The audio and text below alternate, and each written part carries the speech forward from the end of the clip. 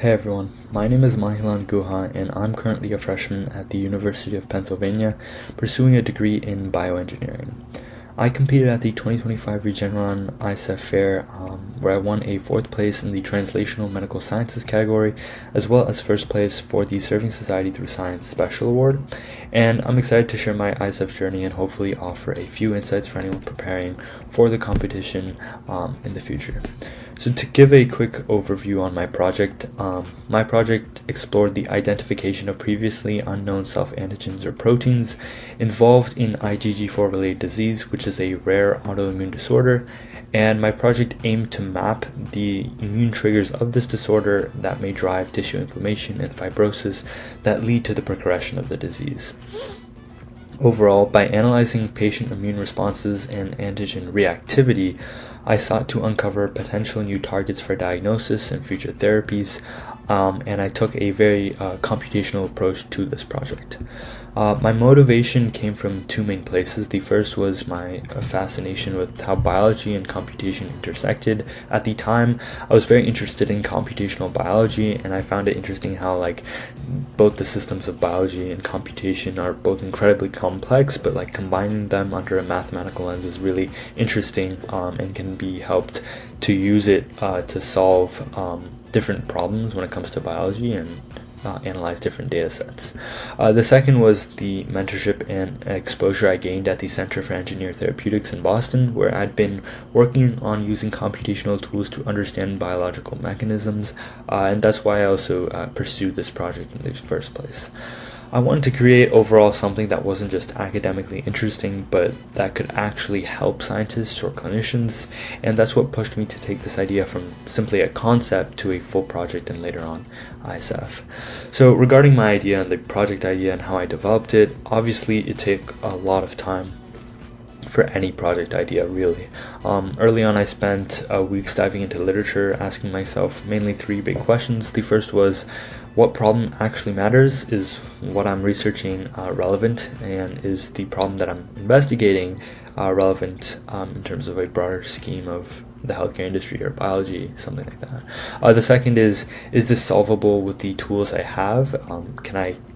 Do I have the capability of solving the problem that I'm looking into? And if I don't, then it won't really help me out because I won't have a research project.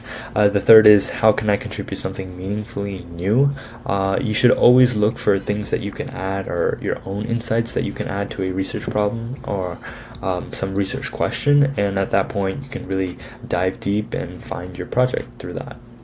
Once the overall idea crystallized, I developed the experimental design and the computational pipeline myself, with guidance, of course, from my mentor, Dr. Vinay Mahajan.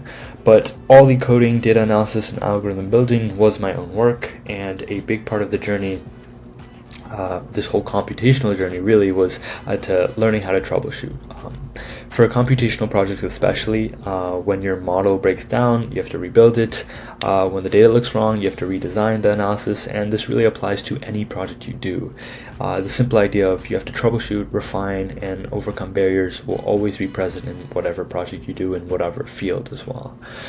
Interestingly, at ISEF, judges really ask a lot of thoughtful questions regarding this whole ideation and how you come up with your research question, research project, etc.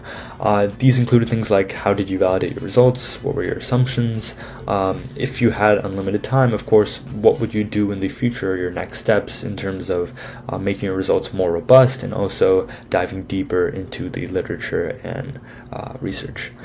I know many kids who meticulously prepare word for word answers for these questions, but when I went to ISF, I really didn't. Instead, I took the approach and I believed in the idea that if you did the work, if you really researched and looked into it in a great depth, you can really just let your passion speak for itself. The more authentic you are in your presentation, the easier, of course, it will be to show the rigor behind your project and all the incredible work you did. Now I'll just talk a little bit about my ISEF experience because, of course, ISEF experience is unlike anything I'd ever experienced before. You walk into this massive convention hall with so much energy, surrounded by some of the brightest and most passionate students from across the globe. Everywhere you turn, someone is explaining an idea. They're just talking about science, really, and these ideas are some ideas that could potentially change the world. And to be honest, it's quite electrifying, but also a little intimidating. You might think maybe I don't belong, but rest assured, you do belong. You are in the right place, and it's a great place to be, to interact with all the different people. Many people say that the judging day is very intense, very rigorous, and in a way it is, in a sense. It is very long, but I found, like, although it was intense, it was also surprisingly rewarding. What struck me most was just how conversational the process felt, being able to interact with the judges and talk about your project free-flowingly. I believe that it was just really conversational for me, especially. It's just the judges want to know more about your project. They want to have a deep scientific discussion and really get to know you and the way you think and the way you came up with this project, because that's overall what ISEF really does care about.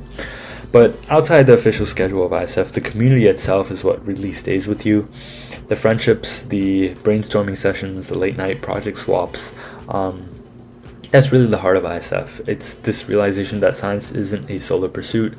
It's a shared curiosity, a collective effort, really to understand the world and how we all kind of come together to really research and do something extraordinary. Closing out, I'm just going to give some few key pieces of advice that I have for anyone who wants to pursue ISEF and wants to go there and kind of have their time there. My first biggest piece of advice would be know your project like a story, not a script. Like I was saying a little bit earlier, if you understand the why behind your project, everything else flows very naturally, and you can really explain yourself in an authentic way, and the judges will really understand that, see that, and reward you for that overall. My second piece of advice would be show your thinking, not just your results. The judges care way more about your reasoning than the polish of your final figures and graphs. This is where being a good communicator is also very key. You have to be able to express your ideas in a very persuasive way, in a sense, and that's really important for ISEF. My third piece of advice would be honest about your limitations. Counterintuitively, acknowledging the flaws of your work actually makes it stronger. Judges don't at all expect you to know absolutely everything. In turn, don't pretend that you do. In a way, they actually want to keep on questioning you until they find where your knowledge ends, and that's perfectly okay, because they, at the end, just want to know how much you know, how much research you did, and how did you kind of come up with your project and get the results that you did.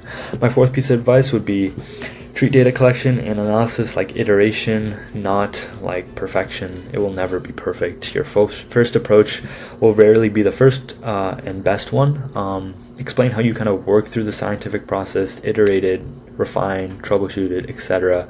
That's what they really care about.